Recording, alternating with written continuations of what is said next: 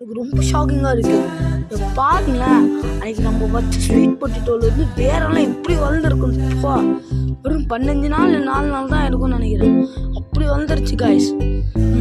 அப்படிக்கா இருக்க செடிலாம் உங்களுக்கு போய் காமிக்கிறேன், வெயிட் பண்ணுங்க காய்ஸ். பாருங்கள், இதான் நம்ம அன்றைக்கி வச்ச, நான் வந்து 1 வருஷம் முன்னாடி வச்சுருப்பேன். நான் செமையாக வளர்ந்துருச்சு காய்ஸ். உங்களுக்கு தெரியுமா ஏன் இது வந்து இப்படிக்கா நோக்கி போகுதுன்ட்டு?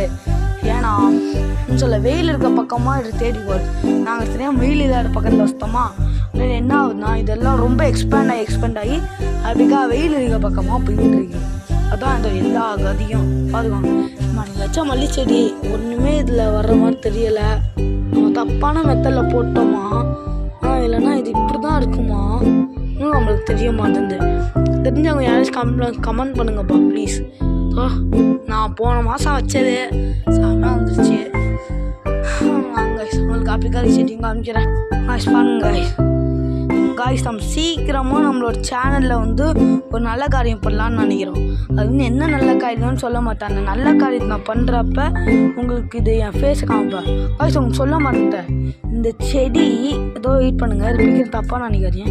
இந்த ஒரு இலையில எவ்வளோ நன்மை எடுக்குன்னு தெரியுமா உங்களுக்கு? ஒரு இலையை வச்சு தான் ஹோம வாட்டர்னு சொல்லிட்டு இந்த குடிக்கிறீங்களே கடையில் வாங்கி, அது இதை வச்சு தான் காய் செய்கிறாங்க. அதோ பாருங்கள், செமையாக இருக்கா? இந்த இலை பார்த்தா ரொம்ப மருத்துவ குணம் உள்ளது. இந்த இலை பேர் கற்பூரவள்ளி, நிறைய பேர் ஹோமவல்லின்னு சொல்லுவாங்க. பாருங்க காய்ஸ், நம்ம தோட்டத்தில் இந்த ஹோமவல்லி, நம்ம மல்லியும் இப்படி தான் காமிக்க போகிறோம்.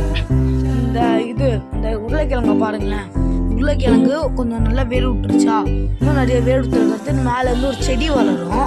அந்த செடி வந்ததுக்கு இதை தூக்கி நம்ம அப்படியே பிளான்ட்டுக்கு மாட்டிடுவோம். ஏதாச்சும் ஒரு மண்ணில் மாட்டி வச்சிடும். அப்படி மாற்றினா தான் காய்ஸ் இதாக இருக்கும். இதை நம்மள எப்படி மருத்துவமாக யூஸ் பண்ணலாம் தெரியுமா? இது நல்லா கழுவி எடுத்துக்கோங்க. கழுவி எடுத்து நல்லா நசுக்கி இதில் இருக்க சாரை மட்டும் எடுத்துட்டு நம்ம குடித்தா இது சளிக்கு ரொம்ப நல்லது. வீசிங் எல்லாத்துக்குமே உடனே கேட்கும் சட்டுன்ட்டு. அதுக்கடுத்து பார்த்தா இது இந்த மாதிரி நம்ம பண்ணலாம். இன்னொன்று, இதை எடுத்து நம்ம அப்படியே சுடுதண்ணில் போட்டும் எடுத்து குடிக்கலாம்.